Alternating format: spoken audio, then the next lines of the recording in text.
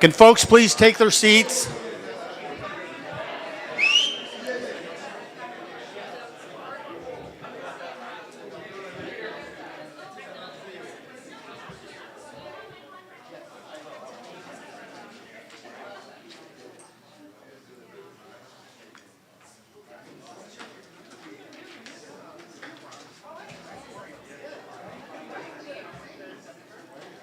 Where'd Otto go?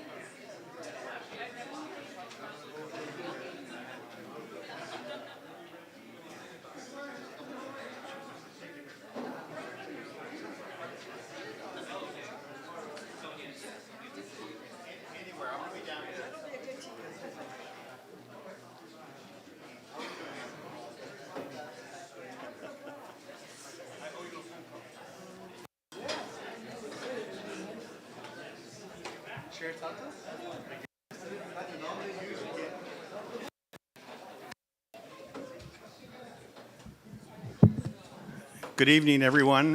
For those of you that don't know me, my name is Raul Colunga. I'm one of the original co-founders for the Raza Roundtable. Also a retired bureaucrat from the county, 34 and a half years with the Department of Social Services, 6 years before that with the state of California. So I've earned my retirement. Been retired almost 20 years now. So anyway, before we get started, I'm going to start with the land acknowledgement. The Executive Board of the Raza Roundtable does hereby acknowledge that this meeting and facility sits on the traditional lands of the Muwekwa Ohlone people, and the Raza Roundtable further acknowledges, with respect and reverence, the Muwekwa Ohlone people, tribe of San Francisco Bay Area, for their stewardship of these lands. And with that, I'm going to ask our retired chief to come up and give us a blessing. Thank you, Raul. And can we all please bow our heads? Heavenly Father, thank you for this beautiful day and for gathering us here today. Unite our hearts and minds in common purpose as we ask for your guidance and wisdom in our discussions. May our words be thoughtful and our decisions aligned with your will. Grant us an open mind and open hearts to listen and to provide us with the courage to work together effectively. Lord, we thank you for this opportunity to come together, and we ask for your blessings on the work that we do for others. In Jesus' name, amen. Thank you,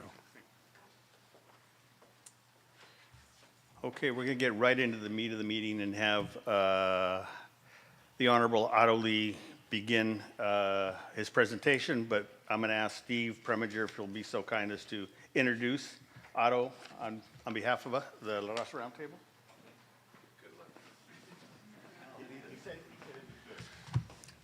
Thank you, Raul.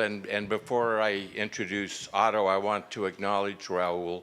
I've known Raul for many, many decades and knew him when he was a department head in social services and oversaw our Work to Future, or the predecessor to Work to Future. He was a great leader, but more importantly, he introduced me to my future wife. So for that, I am eternally grateful and will only say great stuff about him. And you're very lucky. No kidding. But we're not here to talk about me or my wife. We're here to talk about, first, Otto. Otto Lee, I think, is probably well known by everybody here. Otto had a very distinguished career in the Navy, served overseas, came back, became a member of the Sunnyvale City Council, the mayor, decided to run for the Board of Supervisors, and out got the vote of virtually most of the residents of Sunnyvale and the surrounding area, became a member of the Board of Supervisors. Now he's chair of the board and serves with distinction. He has a lot to say. I hope he keeps it a little briefer than that, but we'll see, because it's Otto Lee, the chair of the Board of Supervisors. Supervisor?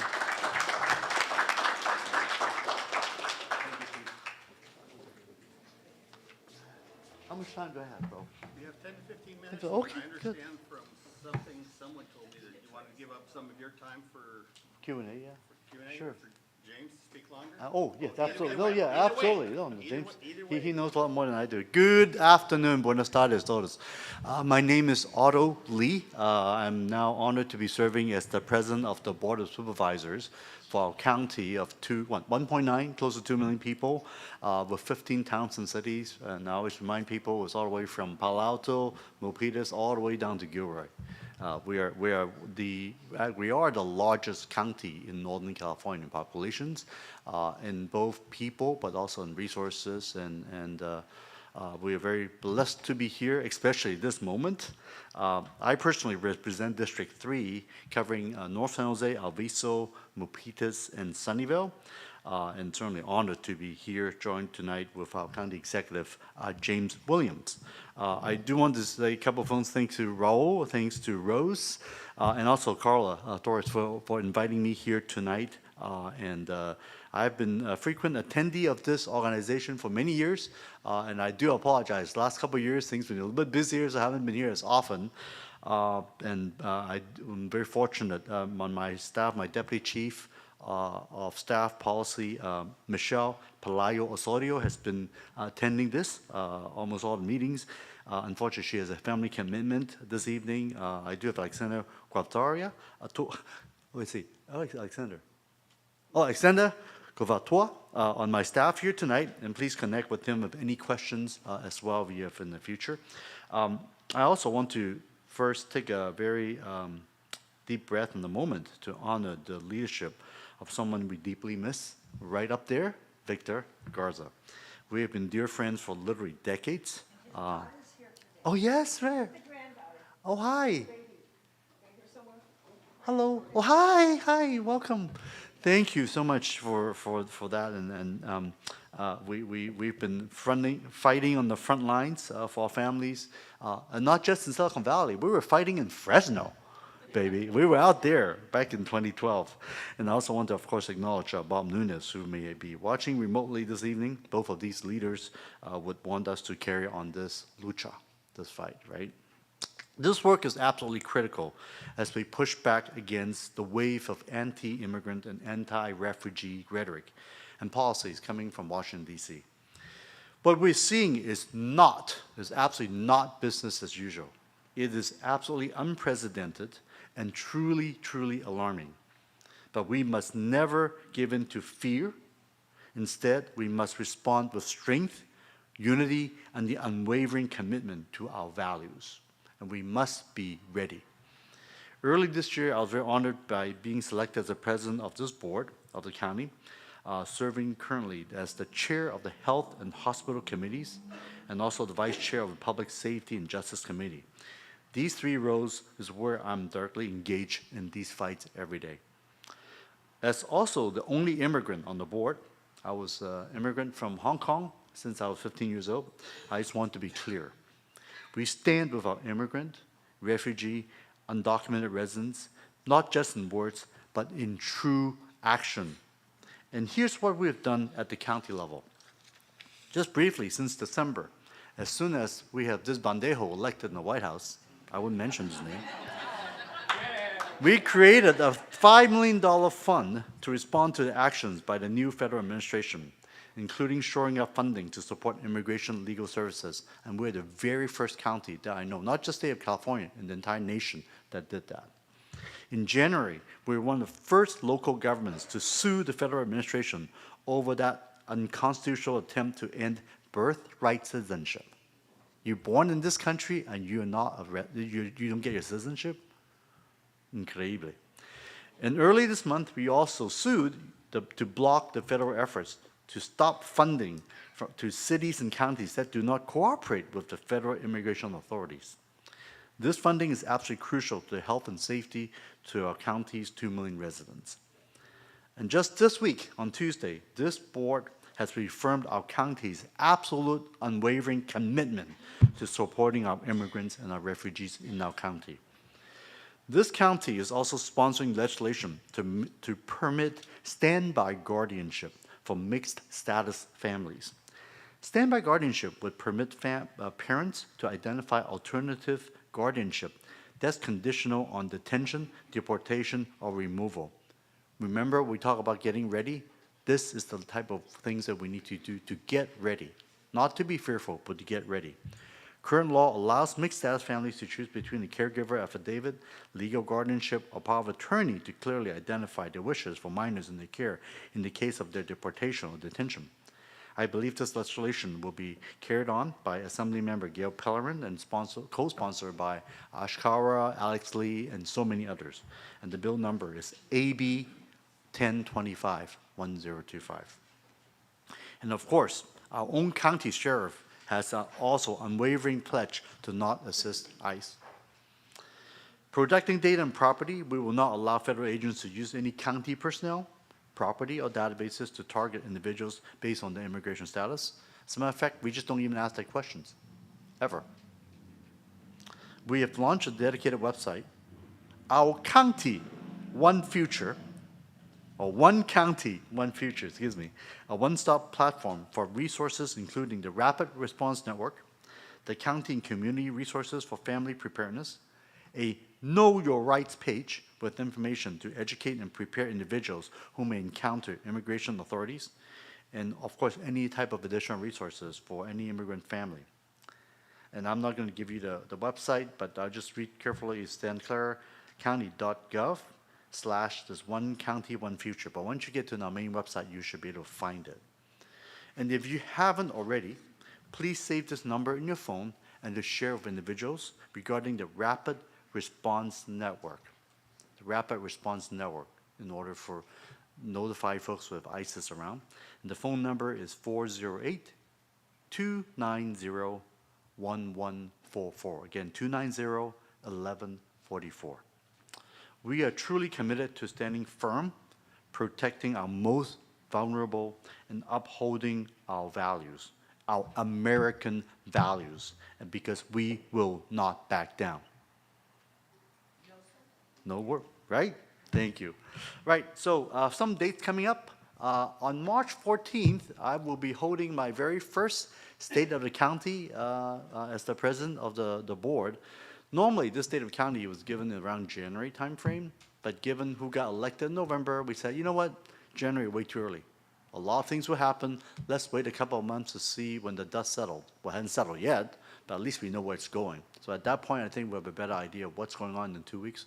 And we welcome everybody exactly this time, 6 p.m., 2 weeks from now, at the County Chamber, 70 West Heading. Many of you have been there, I'm sure, and it should be a fun time. And if you stay till the end, there's actually food too, so no reason to be there. Now, moving forward, our budget runs from July 1st of the year to June 30th, right? Every year. It's the state budget, our county budget's the same. The federal budget's not. The federal budget actually starts on October 1st to September 30th, right? So there's will be some funky non-overlap there. But our mid-year budget workshop will be held this May, from May 12th to May 14th. Our budget hearings will going to be on June 9th to June 12th. And these are the dates I just want to let everybody know, because obviously we'll need to pass our budget by June 30th. But a balanced budget. Unlike the federal government, our budget has to be balanced by law, right? Federal government's a little different. They can print money. Literally, they can print money. But we don't have that. Or maybe James could think about issuing crypto or something from county. But that's a different story. Meme, oh yeah, there you go. Santa Clara County meme. That's how we raise money. But yes, our Medicaid definitely has been under assault, and I'm sure James will talk about that a little bit later. But I just want to say thank you so much for your time, for being here, supporting the work that we're doing every day. It's certainly, the county itself has enough things to deal with. right? We are certainly busy enough with all the issues. We don't need this chaos. And unfortunately, this is not an accident. All this is planned. In case you don't remember, this thing called Project 2025, there is pages and there's paragraphs lined up, and they are nowhere near finished that project yet. They are just going through checking the boxes, eliminating Department of Education, Department of Energy, EPA, Environmental Protection Agencies, just to name a few that they're trying to get rid of. The Consumer Finance Protection Bureau, all fired, right? And so, I mean, all this craziness is still coming, and a lot of the payments that a lot of our nonprofits are relying on, trying to put these services rendered that we just basically get reimbursed, are being bounced back from the websites. Right, this is and these are actually what we call federally appropriated funds. Congress already approved this money. This is already our money. It's just a matter of taking the check, receiving the payment. This is a routine thing from Treasury Department. But what does those guys do? They went to Treasury Department, say, give me the code, and stop issuing checks. Right? It's completely illegal, but I don't think they care about the law. That's the problem. Right? So what if, right? Because so what we have is, as we know, we have the executive branch, we have the Congress, which is the legislative branch on Title I of our, Article 1 of our Constitution. And we see that the Congress not doing anything. So the only thing left federally by law is we have to go to courts. And that's why we find those lawsuits. And we're hoping that we have some good judges. And we certainly have many good judges around the country that is helping us. But I think the other guy, whose car I drive, by the way, I bought that car before I knew he was crazy, just tweeted yesterday. It's like, oh, gee, if judges could just stop everything, then this would be chaos and blah, blah, blah. But thanks to those judges, and hopefully through the appeal, that we will still be able to, the Supreme Court, as much as many of them are favorable, appointed by this president. I'm really hoping that at least the rule of law, they understand the law, and this is so far out of against the law that we'll get some decent rulings. But in the meantime, yeah, we're filing many lawsuits, and one thing I just want to say before I have our county executive James Williams come up, I just want to give a quick shout out for him. He's probably one of the youngest person in this room. He's only 40 years old. But he's really, really smart. And we hired him because he's not only been in the county for not only a long time, he actually was on the other side. He was on the county lawyer's side, the county counsel's office, saw as deputy county counsel, and then eventually moved over to the administration as deputy county executive as well, and then moved back and forth with the main chief, county counsel, and then now become the county executive. During COVID, when we have our emergency operations open EOC, I found out, wait a minute, why is our county council at the EOC running that place?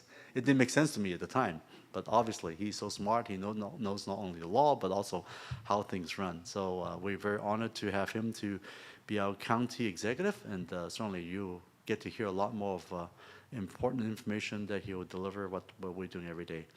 We have over 23,000 employees in our county, and this is the guy who makes all this happen. So I just want to say a lot of amazing things that James is doing. Thank you. And how much time do I have again? You have more time? I do have time. Okay, so let's open up for some Q&A. Any questions? Not that I'll be able to answer everything, but I'll try my best. And I'll defer to my county executive anything I don't know. Hi, Chuck. Chuck Contrell, yes, go ahead. So I'm on the board of a local environmental nonprofit, Keep County Creek Beautiful, which had its EPA funding abruptly cut just one day, almost randomly, and then restored, and then we're not sure how long. I'm just curious, the emergency fund that you guys, that you pulled together, would that help organizations like that do things like remove litter from our creeks and streams and the things that make the quality of life in our city better? Yeah, the emergency funding we talk about, the $5 million is really specifically for immigration type issues, right? So related to the legal defense so that people will have the ability to fight in court. Now, the other thing they're doing is they're also firing administrative law judges from immigration courts, which is another thing that they're trying to do, to basically get rid of the judges, like forget hearing, just fly them out to Cuba. Right? This is the crazy stuff that's going on. So, yeah. Consider the state of nonprofits as well. We're Yeah. not the only one. No. Quite a few of, some have folded. Yes, um, absolutely. In a matter of days. So, Yeah, cash flow, right? Because, I Yeah. mean, if you understand how cash flow runs, right? Our county, at least, we know that if funding doesn't come from federal government, we could last at least a few weeks, if not a month or so. But many organizations, you know, I mean, we understand people's life, people are paycheck to paycheck. Sometimes our nonprofits are paycheck to paycheck, basically, right? sometimes, yeah. Exactly, Luckily, yeah. we were fortunate, but others, not so. Yeah, exactly, yeah. Yes, hi. Yes. My name is Danny Garza. One thing I was hoping for as far as funding, even though everything's really, really tight, you know, we have a new, it's not new, but it's new to the East Valley. We actually have CERT, Community Emergency Response Teams. Yes. Now, hopefully, the county can find it in their treasury to support the different CERT teams, right? You know, we just bought, thanks to Cindy Chavez, we just bought a 40-foot shipping container to hold everything that we plan to buy in the future. So my hope is that you could see your way into supporting other CERT teams. Yes, we certainly do. And I do want to mention, we do have this, county has a very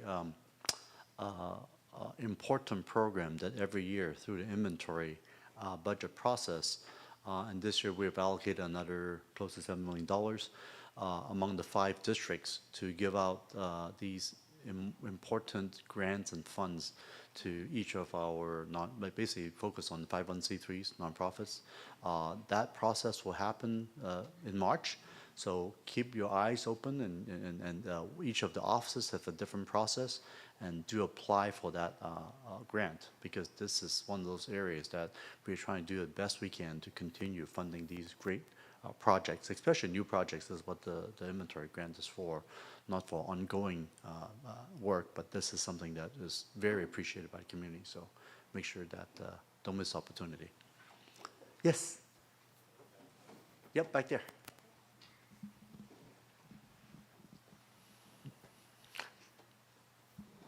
My name's Herb Bowen. I'm with the CERT group, and we did get a few grants, so thank you for some of that, and we're coming to see you next.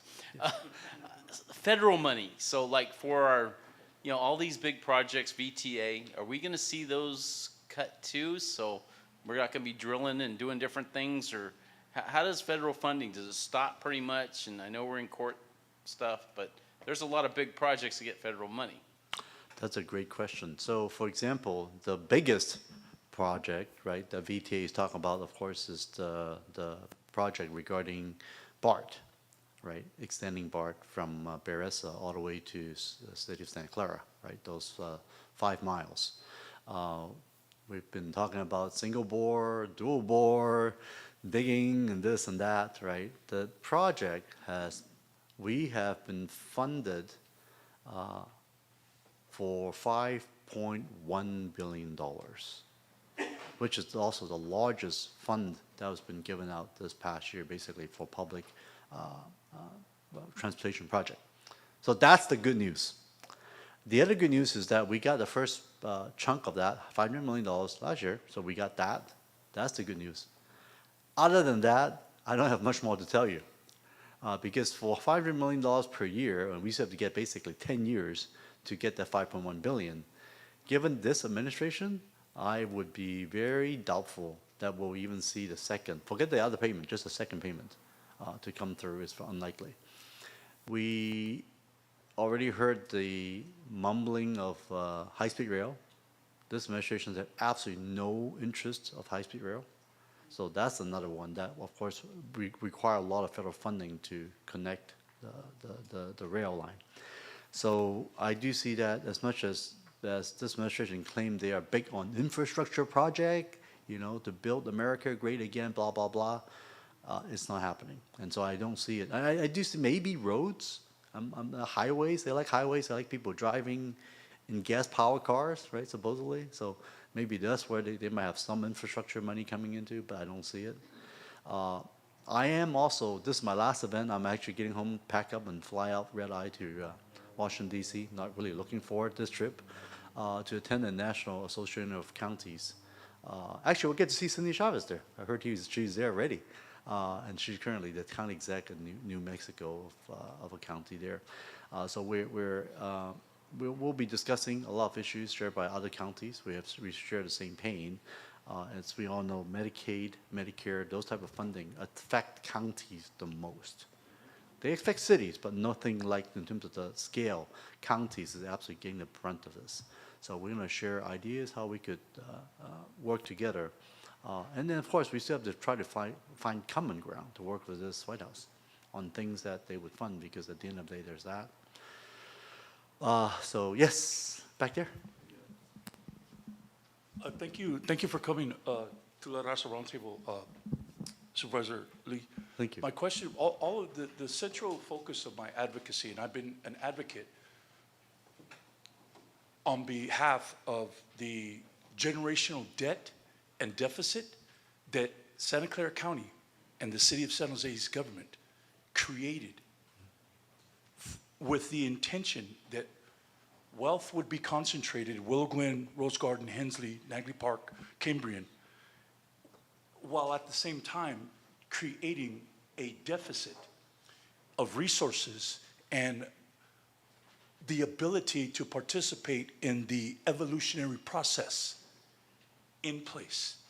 There is no mechanism. There was an intentional deprivation of mechanisms in place, and that naturally had an economic and social effect. What it did is it atrophied the population's ability to continue to participate in that evolutionary process. Some people call it gentrification, but it's a little deeper than that. So what my question is to you and to the county, what plan, I mean, specifically, what concrete positions are you going to take in order to address that? Because the county knows I'm a Mission San Diego del Alcala descendant, a direct descendant. And I'm also a descendant of Sasipuedes. My father and 18 members of my family were raised there. So I've had to live with when Dr. Sarah Cody states that racism is a public health issue, well, okay, well, that's noble and emancipating for you to say, but my people are suffering, and what they require is people to address that.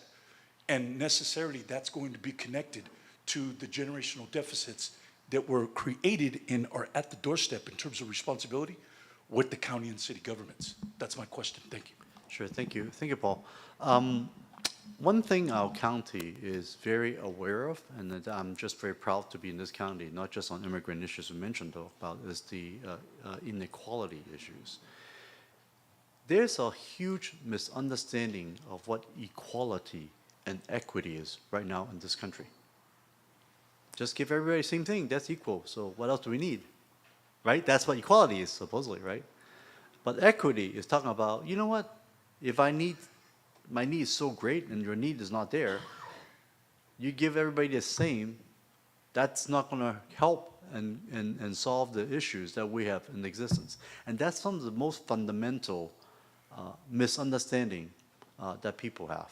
And in some ways, they're even using Dr. King's words, right? Saying, oh, we're supposed to be colorblind, so why do you need DEI, right? So therefore, see, this is about the character of the person. That's all we have to care about, right?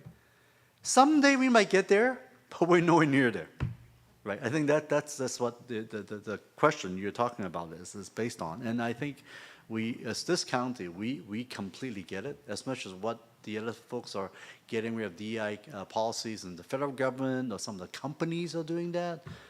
If anything, we double down on that, right, James? Since the election, and we are very much aware of that issue, and also making sure that our resources are going to where the need is most vulnerable. And that's how we've been functioning. I mean, for example, just an inventory grant, we have a specific metrics there to measure based on the need of the county, so that the funds being given to every district is different. Certain district needs more and some probably needs less, just as an example.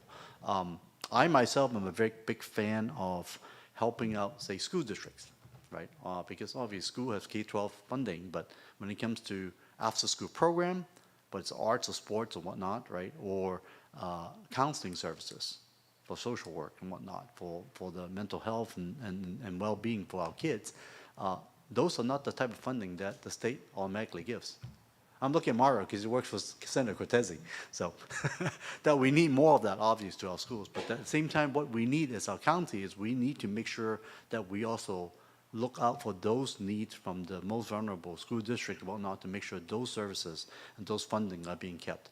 I spoke with actually Senator's wife, Patty Cortese, talking about how the funding of many of the schools on the counselors are not going to be met given the cuts coming from the state, and how the county can step up, for example, to help fund some of these potential programs.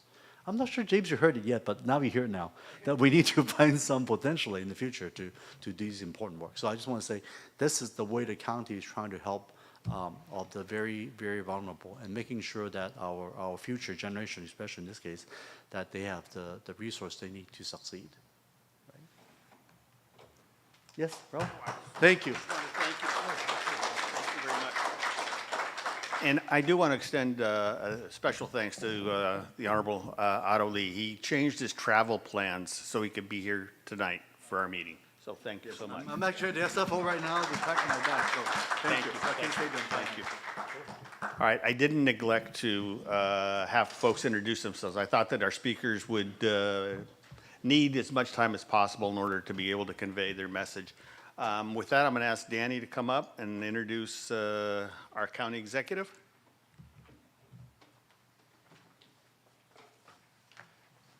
Thank you. I have a short written biography. James R. Williams is the county executive for the County of Santa Clara. As county executive, James is responsible for oversight of all administrative affairs of county government, with an annual operating budget of over $12 billion and more than 23,000 employees, which you've already heard. Prior, James served for several years as a county council. James led the county in critical litigation to protect the public interest from unlawful federal action by the Trump administration. Also, major impact litigation against the manufacturers of lead paint and opioids. He also had legal work to ensure the county's successful acquisition, and this is really important, of O'Connor and St. Louis hospitals out of bankruptcy.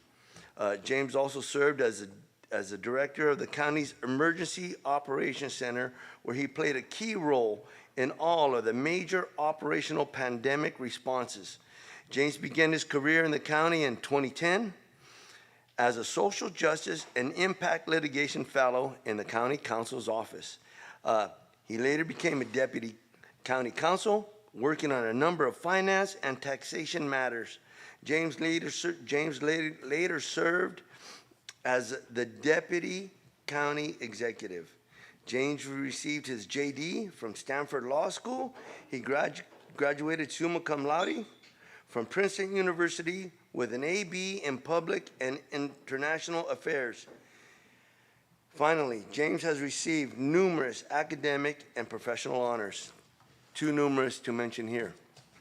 Ladies and gentlemen, let me introduce our county executive officer. Thank you. Thank you for that very generous introduction, Danny. It's a pleasure to be here again, to see so many familiar faces. I just wanted to make one comment. Thank you, Ralph, for hosting, and I just wanted to say, you said you were, retired bureaucrat, but I think, in this time, right, and in this place where we are seeing these truly horrific attacks on our federal workforce, you're a retired civil servant, public servant, and there's deep meaning in that and what that means, and I see many others, current and former public servants in the room here.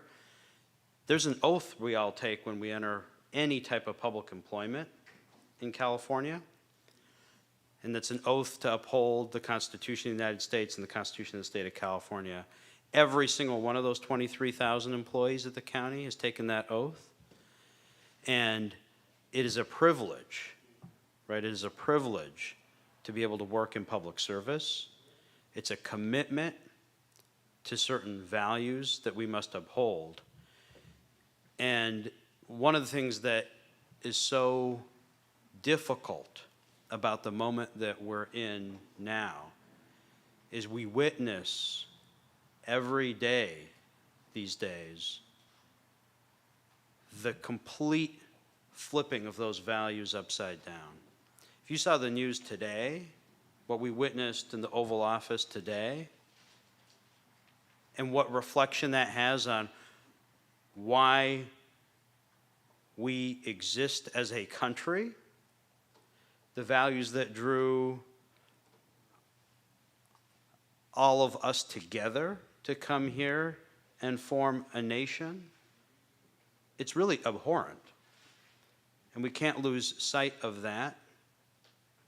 We can't be unanchored or unmoored in what we are facing and dealing with, and we have to continue to keep as our North Star that excellence and commitment to public service to our entire community. That's the message that I've been consistently conveying to all of our county employees, to all of the leadership in the county organization. We are so fortunate to have a board of supervisors, including the leadership of President Otto Lee, but an entire board of supervisors that shares those values. It's why I feel really honored and privileged to have the role that I have to help lead a county organization in service to this community at a moment when the need is so tremendous, the fear is so great, and it is a well-founded fear because we are seeing with our own eyes the implementation of a truly horrific agenda that is an attack on the most vulnerable in our community. And we can't lose sight of that. So I just want to acknowledge that, acknowledge your service and the service of all others here watching, but here in this room who have committed to public service previously or in present. And I just want to take issue with one thing on your agenda. You refer to Chief Mata as retired, but we claim him as our own, as the head of our Bureau of Investigation and continuing his public service now in a role at the county, and we're grateful for that. But truly, and I see a lot of familiar faces here, too many to name, but I just wanted to start with that acknowledgement. I'll try not to repeat the things that Supervisor Lee talked about, but there's some things I want to either reiterate or emphasize about the work that we have before us here together, and I want to talk with you a little bit about some of the extraordinary threats facing our county organization, what that means for our community, and the help that we need from all of you in the coming weeks and months too. We in some ways are uniquely blessed in Santa Clara County as a community. We're certainly a community in aggregate, although we very well understand the aggregate doesn't represent what happens with every family right in our community, but we're in the aggregate a community that has extraordinary wealth. We are in a place that has many important and powerful strengths to build from. One of those strengths, of course, is also the diversity of our community, the fact that over 40% of residents in our county are foreign born, and so many others like myself are first-generation Americans. It's such a rich tapestry, right, that we have here. And that's our strength, but that is exactly it's that conception of the United States that is under such deep attack right now as well. I want one thing to be really clear for all of you and for you to message to everyone that you talk to. Santa Clara County government, the county government, is not the federal government, number one. Number two, our county services are open to everyone, will remain open to everyone without exception.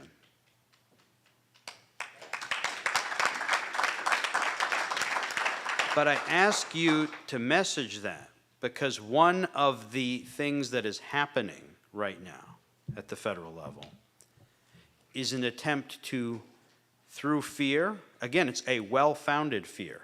I don't think it's an unreasonable fear. It's a well-founded fear.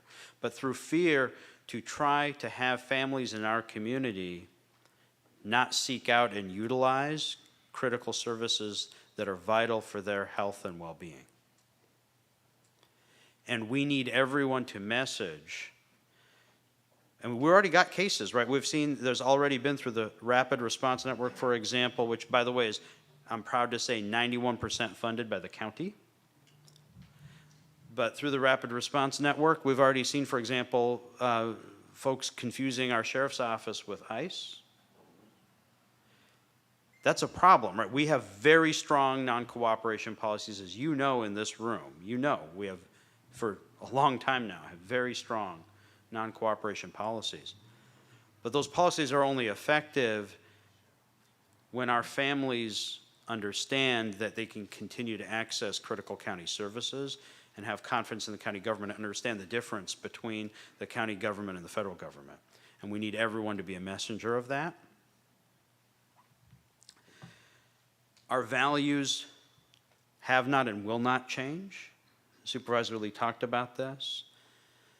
And that's why we have brought litigation and other actions to defend the county's ability to continue to pursue those values. I want to talk for a second about the birthright citizenship case, for instance. And this just shows you the sweeping nature of what we're facing at the federal level. I don't think anyone in this room is surprised at the attacks on our undocumented neighbors, right, in this community and across the United States. But that birthright citizenship order that was issued sweeps well beyond that and encompasses all the families of folks who are even here on visas. That's many, many hundreds of thousands of more folks who live here, right, in our county. And we consistently see that with other actions as well.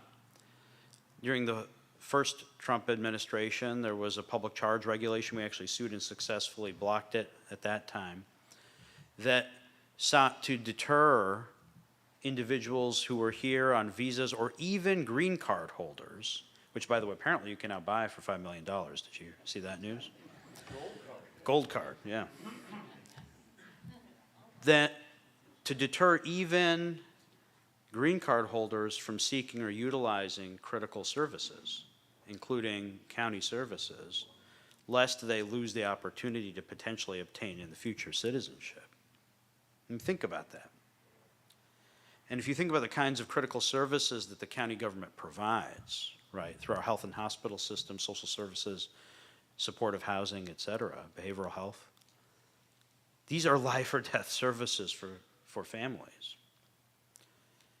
And so not only will we have to continue the fight in court, which we will, even though it's a very different court landscape than it was before, but we have to continue to do everything that we can to ensure that people are accessing those services that they need.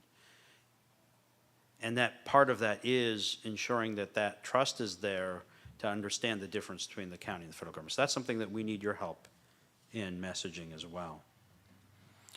Supervisor Lee mentioned that we're the first and to date, as far as we know, only local government that has allocated funding to support immigration defense. We continue to provide as much support as we can, but I'm going to talk in just a minute about some of the funding threats that we're facing, because they are very, very significant. But I just wanted to mention two things before I get to that piece of things. One is, we distribute these red cards. Steve Preminger's got a whole stack of them with him today, and we're going to hand them out so folks can take some and have them on hand. These are your rights. They're my rights. They're the rights of everyone who's here in our community. We want to make sure people know their rights, and we're continuing to fund those efforts and activities as well. So I hope all of you leave with at least one of these, but maybe take some others to have on hand to distribute too. Supervisor Lee mentioned the website, which is a resource with great information that we'll continue to keep updated as well. And we're going to be pushing out a lot more public information in the coming days and weeks.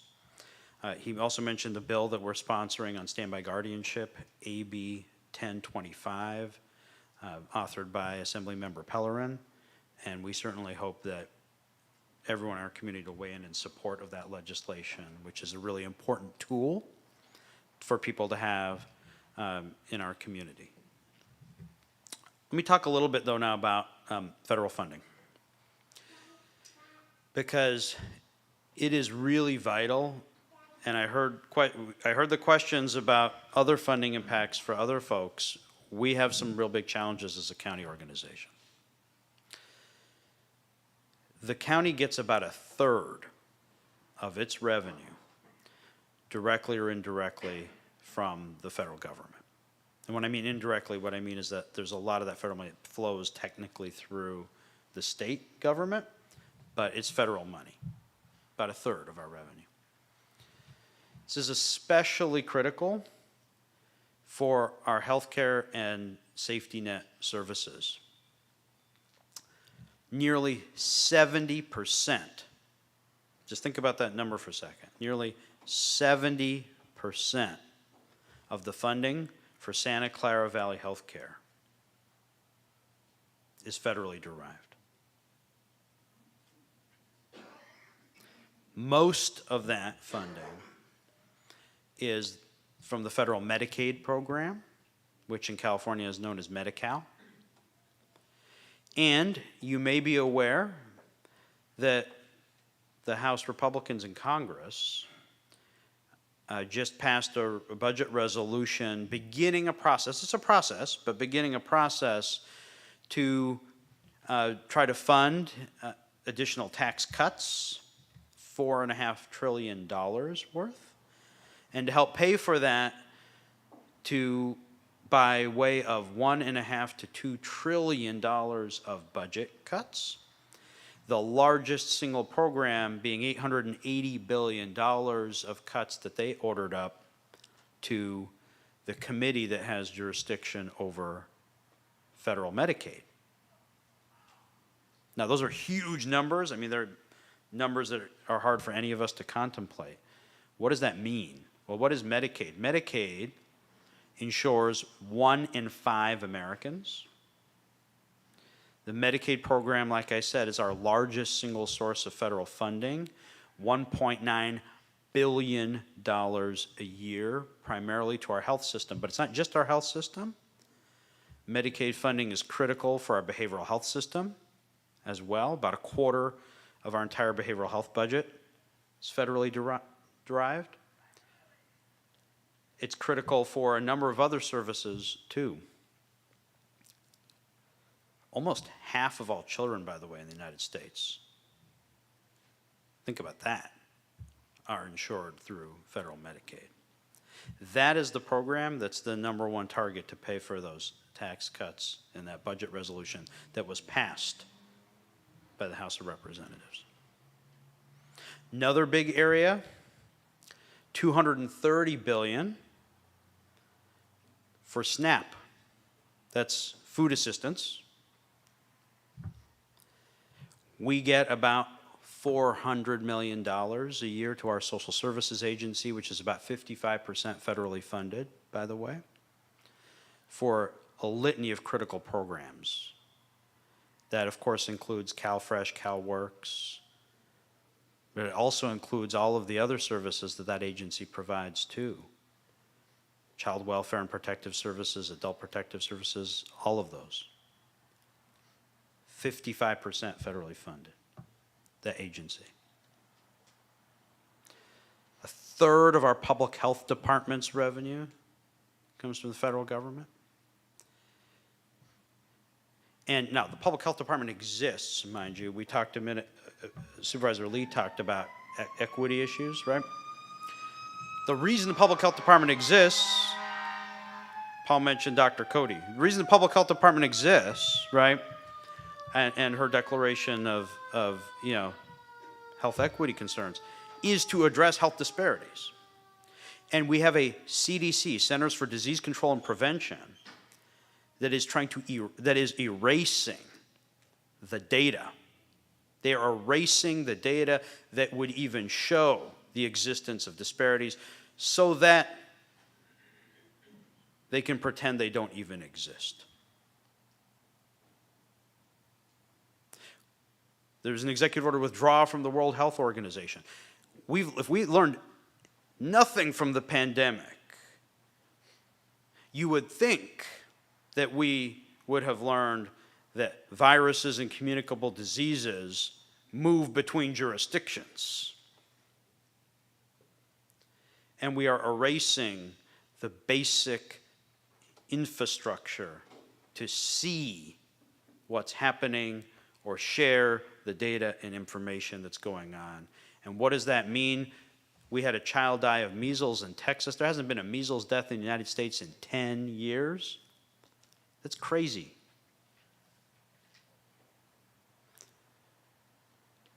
So what does that mean for us as a county organization? Counties, in our county in particular, because we're a safety net service provider, because most of our money is spent on the delivery of direct services to those most in need in our community, we are at extraordinary risk from these attacks on core federal funding streams. Extraordinary risk. And we're going to need to do very difficult work together as a community to deal with what's coming our way. Not just the policies that I talked about, but the funding pieces too. Because we can't close, $1 billion loss of federal money or more. We get a total, by the way, of about $3.6 billion a year in federal funding.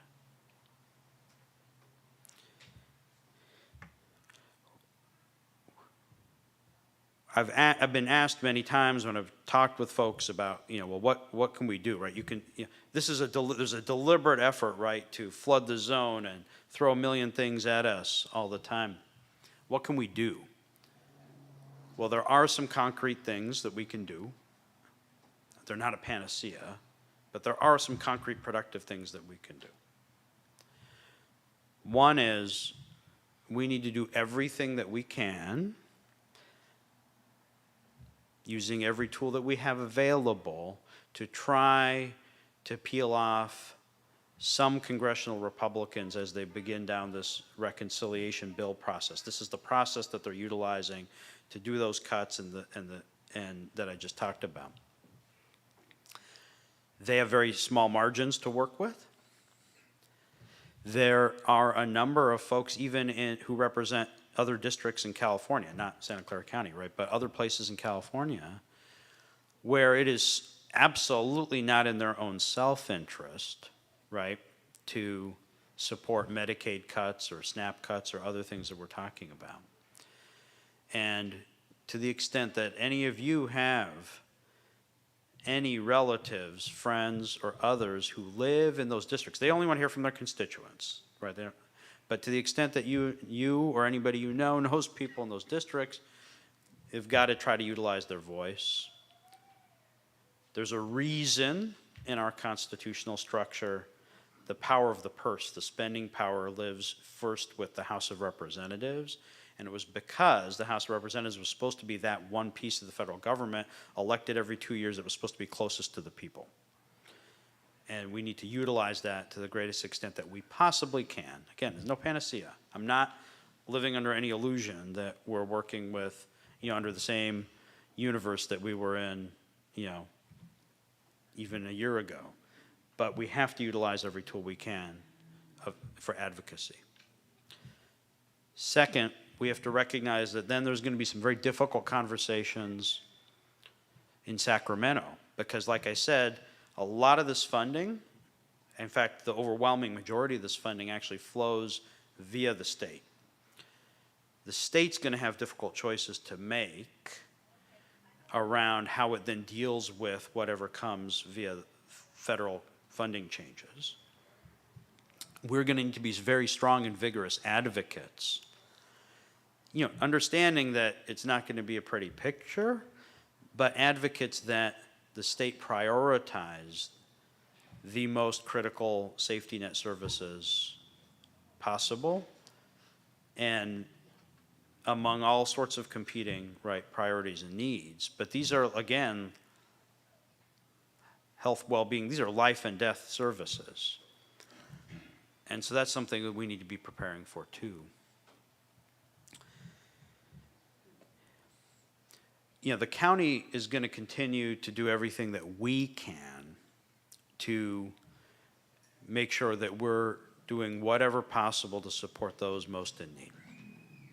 That's why we're still moving forward, for example, with the purchase of Regional Medical Center, which we're very excited. We're about a month away. That's an example of our county organization through lots of hard work and leadership from our board and elsewhere, putting very significant financial resources and other resources in on a vital community asset that we know is absolutely needed for a part of our community that has great need. So we're excited about that. We're going to keep moving forward on that and many other things. But we have to stare down the challenges in front of us. I firmly believe it's important that we do so with open eyes, in recognition of the risks that we collectively face as a community, knowing that while we will not waver at all on our values, that we are going to be going through very, very difficult times ahead together. And we're just going to have to wrap our arms around each other as we go through that process. So I certainly don't have all the answers, but what I can tell you is that you have a county government that is deeply, deeply committed to the things that make Santa Clara County special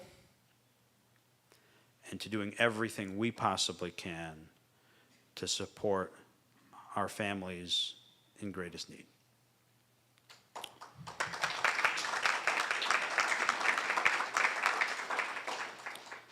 Some folks have questions for me, but yeah.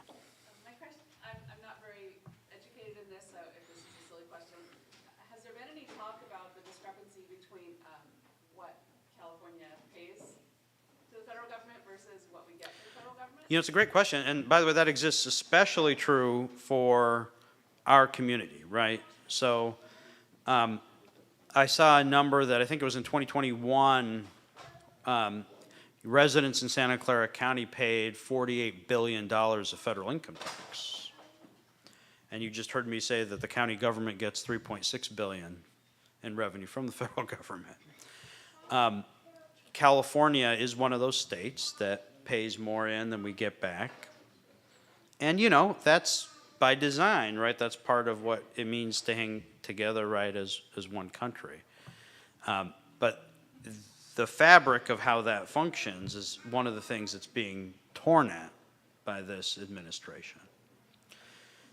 Now, of course, this is not money that the state government sends to the federal government or the county sends to the state. This is money that each of us as individuals has deducted by and large, but sends directly to the federal government. So it's not a inter-organizational flow, but it's something I think we do need to be talking about because, you know, in addition to the three branches of government, right, you have Congress and the president and the courts, part of our whole structure as a nation is this other concept called federalism, and that's a fancy word, but what it really means is that there's a distinct role in our structure for states and local governments. And this is, I think, a moment where that's going to be tested more than it ever has in our history.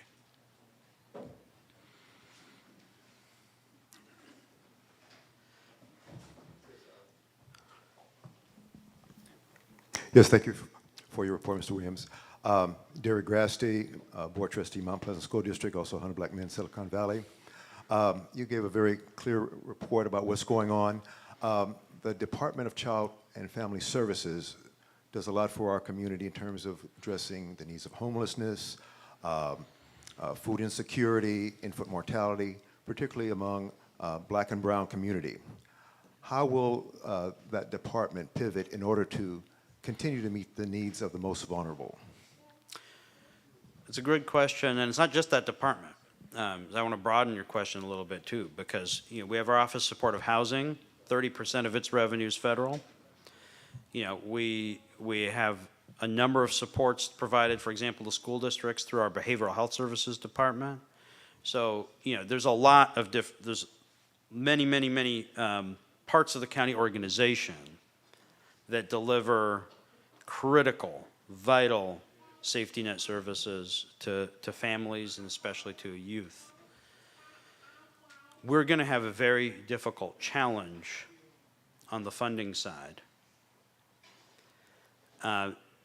And we will have to continue to prioritize services for those most in need. But I just want to be really clear about that piece of things.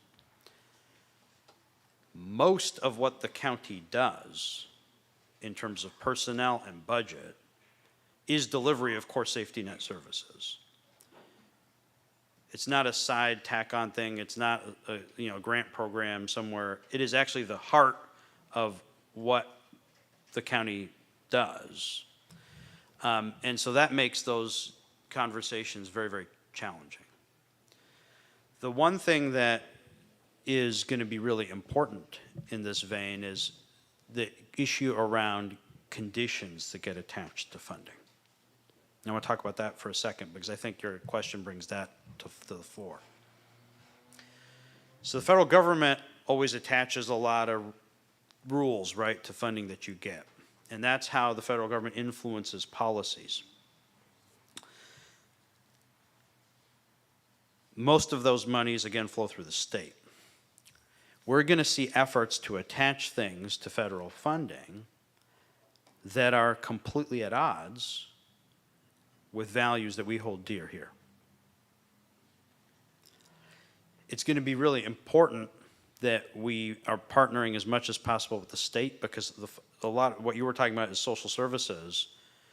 Counties are fundamentally agents of the state in administering social services programs. We literally use their data systems. We've operated under their rules and regulations.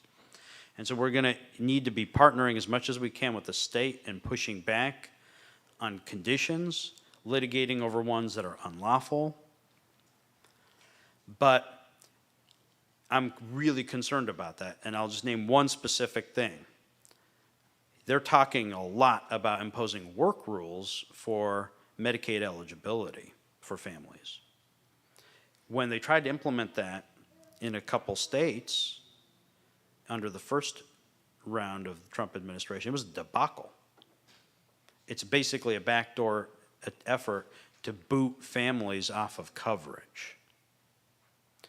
We're going to have very hard work to do as a community to try to help our families jump through all of those new hoops they're going to put in front of us. So that's a multifaceted response, but there's going to be layers to this work, and it's going to be difficult work ahead.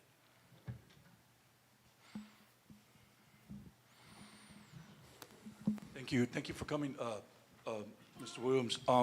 I've always been direct with you and the positions that I hold. And the reason why is that I study the documents. I read all the documents and I do my homework before I approach. And so when I'm reading a document, I can, through the language, it resonates where the vulnerability of my community, I could spot it because the necessary data is there and I translate that data into language, English. And then it directly addresses that issue. Well, that component is missing because you'll state, difficult times, challenging times. That necessarily is going to translate to suffering in my community. And what bothers me as an advocate is that I want to respect my county. I don't want to have my county burn me. Again, because the county of Santa Clara and the city of San Jose have a long history of that. And the Chicano community, the Chicano movement, the lowrider movement, and the farm workers movement were all generated and predicated upon addressing that. And so those movements are still resonating in this city today. So my challenge to you and my question to you is that what are you going to do? Rather than articulating to us the dangers that we can foresee, we're adults. You have a Princeton, you went to Princeton and Stanford Law. So your ability to, I mean, you got a pedigree that is like impeccable. So what I'm asking is, how are you going to use that, not to defend the county from accountability for making a cut? Now, oh, well, it was the law. We had to follow the law. Well, the law is what created a lot of these deficits through redlining, because redlining was legal. So it's multifaceted, multi-pronged, because racism knows how to morph. It morphs and it changes face, and it inserts itself, it infects the systems and the institutions to hide itself. It necessarily has an ability and capacity to do that. Well, it's up to us as a community and you to tease that out, translate that into English, and then create a policy position that's necessarily going to protect that which surfaced within the context of the language. So that's what I'm asking for, because the rhetoric, the rhetorical positions that are taken, they're nothing. They're nothing. They have no concrete impact on the community. Let me answer your question this way. Let me tell you what we have done instead of what we're just going to do. What we have done is we have brought lawsuits on behalf of our community and blocked unlawful federal actions. We filed on birthright citizenship. We filed on the immigration executive orders. In the first Trump administration, I was then the county council at that time, we were involved in dozens of cases. We blocked that public charge rule that I just mentioned. We were involved in the litigation to protect our DACA recipients, so many others, and we will continue to use that avenue. Second, I'll tell you what we're doing now. We've gotten those stop orders that were mentioned from the federal government. Delete every reference to DEI. Take down your data sets. Scrub your websites. Stop this activity and that activity. We're not complying with those. They're not legal orders. We're not complying with unconstitutional orders. Now, you look around and you'll see governments and businesses all around the country that are proactively complying with those directions. We are not. What else are we doing? We're reallocating resources. We have a deficit. We cut $250 million in our budget last year. We have another deficit coming into this year. We are canceling programs and redirecting that money elsewhere. So that $5 million that, like I said, no other local government has allocated resources, we canceled a program to fund that. And we're the primary, it's 91% supporter, for example, of the Rapid Response Network. So we are directing resources where we are seeing the highest needs. We are pushing back on unlawful actions. We are messaging aggressively across our organization and outside about the continued access to our critical services. We're moving forward with the acquisition of Regional Medical Center. These are all very concrete things to try to serve those we know who are most under attack. And we will continue to take all the steps that we can take as an organization in that regard. I'm going to ask that you hold your questions. We still have another part of the agenda we need to get through. Perhaps, that's all right. Perhaps the county executive can stay a little bit beyond the meeting if you have a question you want to ask him directly. But right now, we need to kind of move the agenda. Well, thank you for inviting me. Thank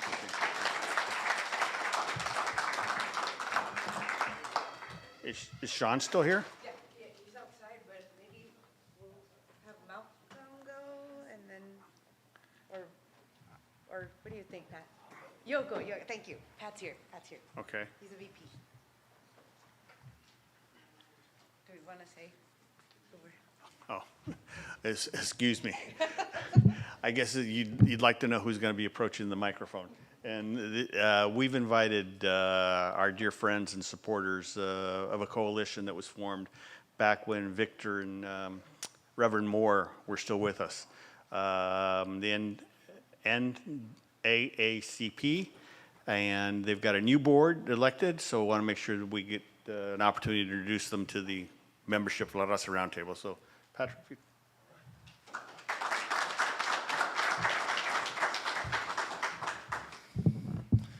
So, good evening, everybody. So, I'm Dr. Patrick Marshall. I'm the newly elected vice president appointed to the NAACP. So, our president had to step away for a second. He's actually President Sean Allen. You've probably seen him on the news, seen him, he speaks out. He's all about social justice, advocacy. So, we really kind of made a change. You know, the NAACP has been around since 1909. We've actually, really come together. It's all about community, social justice, change, education, activism, bringing everybody in communities together. That's why we're here. So when I look upon all these great people here, if you guys need us for advocacy, you need individuals who will speak on behalf of you and come to your aid. That's what we're here to do. And we've actually diversified our board. So our board has grown tremendously. So now we have different cultures with different representation and everybody that's advocating for people of color. And so for Black, brown, Muslims, we're here for you. And if you guys need us, we're here to have conversations, we're here to advocate, we're here to hold people accountable, and that's what we're here to do. Thank you.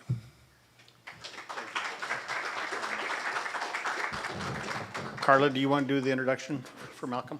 Yes. Thank you. Really quick, I just want to say, rest in peace, Victor Garza, and the legacy that he left, and we're still doing it. Also, rest in peace, Sal Alvarez, if you remember him. He was one of my mentors as well. He did a lot.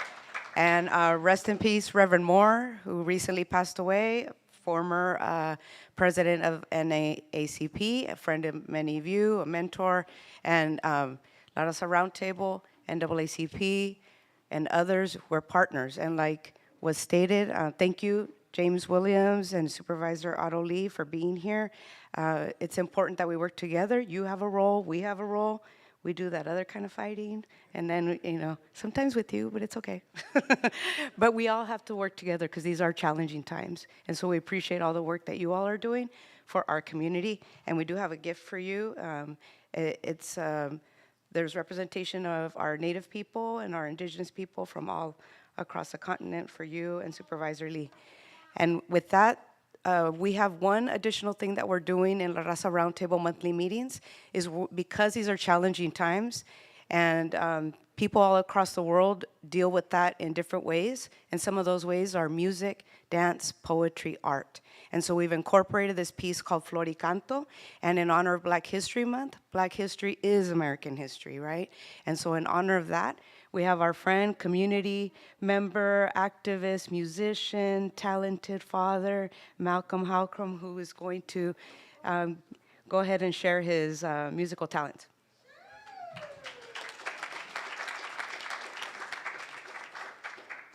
This is my son, Akil Olu Halcrom, right here. Clap it up for Akil.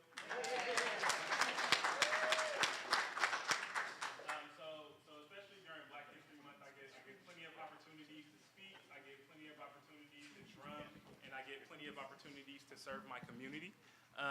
And I see this as one of those opportunities to serve my community.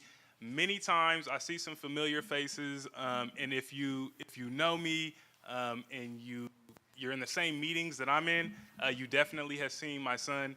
You gotta start him early, right? So I felt like this was a community meeting, a family meeting. So I told my fiance, I was like, no, Akil can for sure come. And he sat on my lap before it drummed. So what I really would like to do, because this is somewhat of like an allyship, right, between the indigenous community and the African community, if we're really taking it down to the roots. And why I'm so blessed to share drums with you all is because the drum is literally what unites our community, especially here in California and all throughout the Americas. So I actually want to start off with, it's just two songs and I'm going to get out your hair, right? But I do want to be able to talk about them because I like to talk. So the drum actually came, the hand drum that we see here right now is called the djembe. And in most cultures throughout the Americas, the hand drum that they play is called the conga drum. The conga drum was actually brought here by Africans in the Caribbean. And it was developed in the Caribbean by the consciousness, by the African consciousness in the Caribbean. So the conga drum is actually the African American drum, if you really think about it. It's the drum that really unites all of us, and when you learn the conga drum, you actually play rhythms and speak in languages that are from West Africa. When you play the conga drum, you also start dancing rhythms, and in Colombia, they've meshed the rhythms with Native American flutes and created what is called cumbia. So I'm going to take you through a couple songs, but just to warm it up, because I love the conga drum, I would like to, and because it's Black History Month, I would like to start with an African American rhythm. That's just, I don't know, you just call it like the soul beat, right? The soul beat on the conga. And if you will, please follow me. I'm not a singer, so bear with me.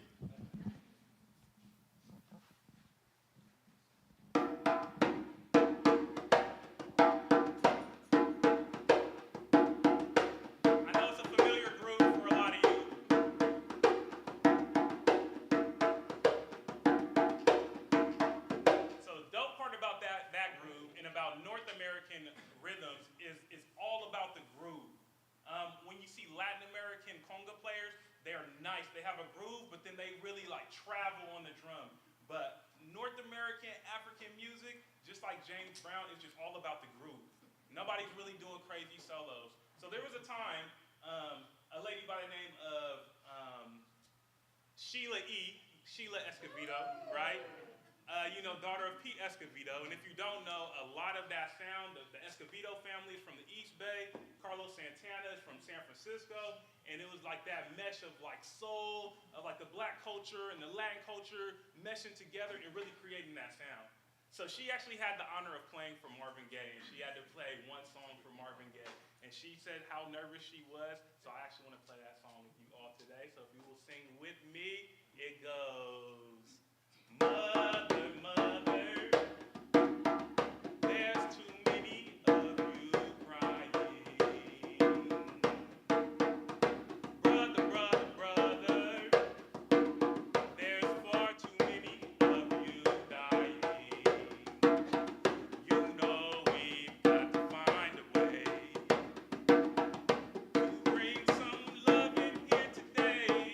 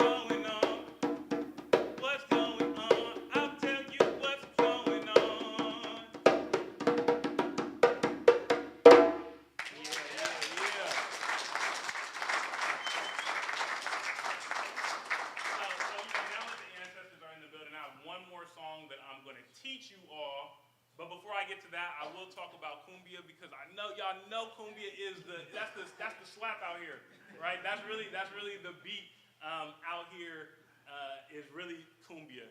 And traditionally, like I said, cumbia actually comes from the African slaves who brought their tambora drums. They brought their drums or they recreated their drums on the plantations in Colombia. And then that native flute sound that we think of, like in the Andes, and what we think about in the high portions of Peru, that sound was all throughout that section of South America. So also the Native Americans who were also enslaved, because during enslavement, Native Americans were enslaved first, and then they brought Africans. And then there was a certain point, especially here in North America, where they didn't even really distinguish between the two on slave records. So when we talk about we're the same people, And when a lot of black people always say like, oh, my grandma has native in me, my this, my that, when we say we're the same people, we really mean it from the heart, right? So the beat cumbia, sure, auntie. So the beat cumbia literally comes from the African mix and the American folks, right? So.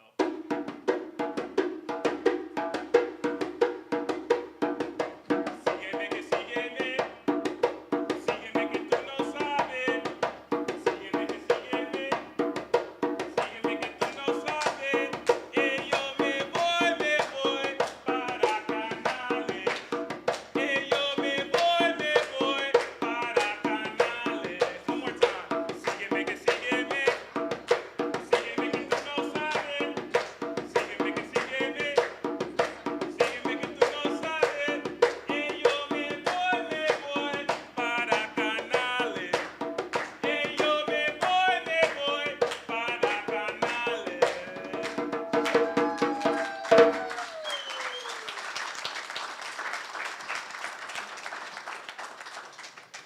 My Spanish ain't that great either, but you know, I did my. You can feel the heart. You know what I mean? You can feel the heart. So, last song I would like to teach you is a song called Fanga Alafia. Fanga Alafia is one of the biggest songs out here in North America, and it actually got really big during the time. Don't fall, kid. And he's probably won't. He probably won't. Daddy trusts him. So it was actually a large song right when the djembe was really getting big throughout North America. There was a song called Fanga Alafia. The song has many different roots to it.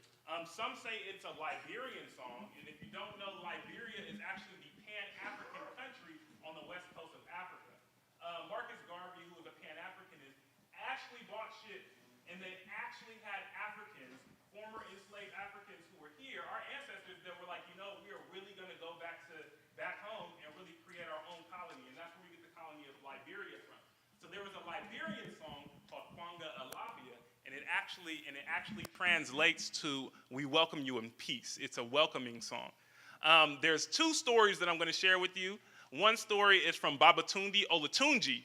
Babatunde was one of the very first Nigerian West Africans to take the drums throughout the whole world, and a lot of the Africans were not happy with that when he did.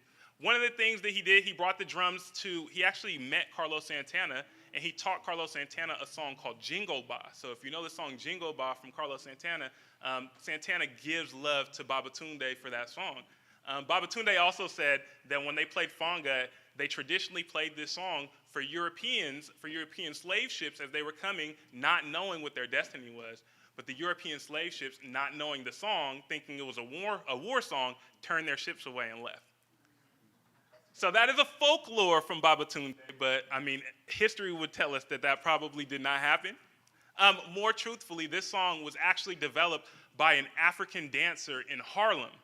I forgot his name, but his last name was Bey, so I know he was a Moorish brother from Harlem who actually was an African dancer and drummer. And he created this song so that we could reattach ourselves to our history, and they were some of the first people to actually start playing this song. So it was actually in North America rather than West Africa, and even the West African story says that it was kind of like Liberia, which was almost kind of a Western colony on the coast of Africa. So I'm gonna hand off the mic, we're gonna sing, and then we're gonna get up out of here, all right? All right, when I say Fanga Alafia, I need you all to say Ashe, Ashe. I'm saying we welcome you, and Ashe is peace. Like we welcome you in peace. Or Ashe is like so be it, or I hear you. All right, let's give it a shot. Fanga Alafia, Ashe, Ashe. Fanga Alafia, Ashe, Ashe.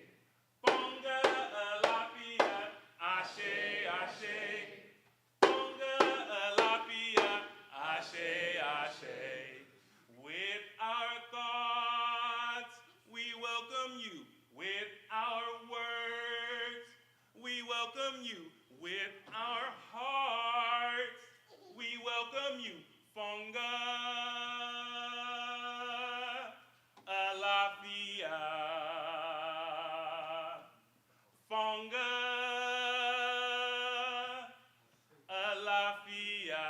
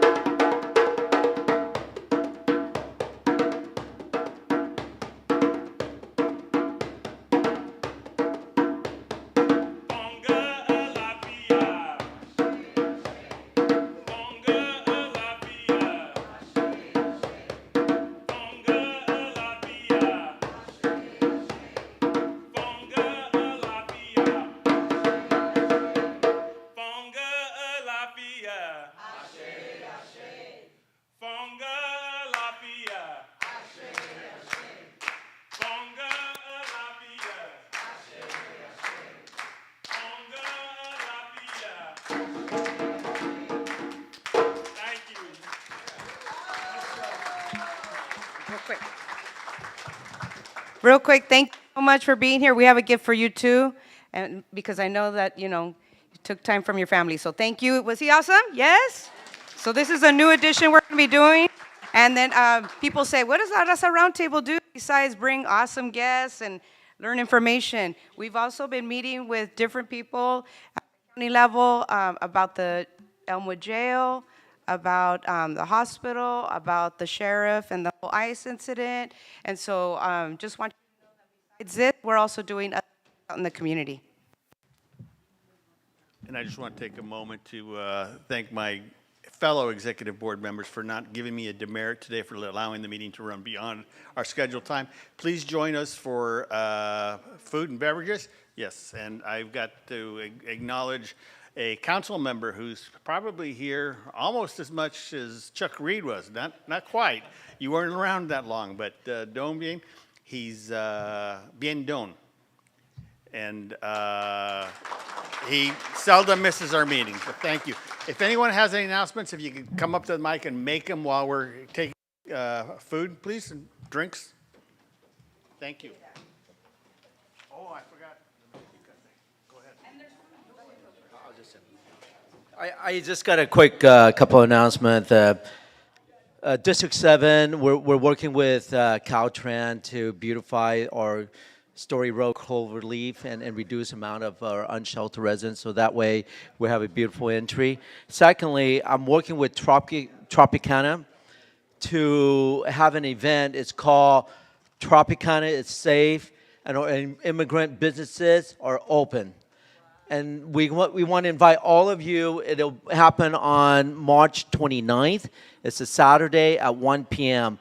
You come out there, you support, you make sure that we stand together, not only with our state, our county, and our city, to protect our immigrants and make sure they can live their normal lives. So come out there on March 29th at 1 p.m. at the Tropicana to support our immigrants to live their lives. And thank you so much again.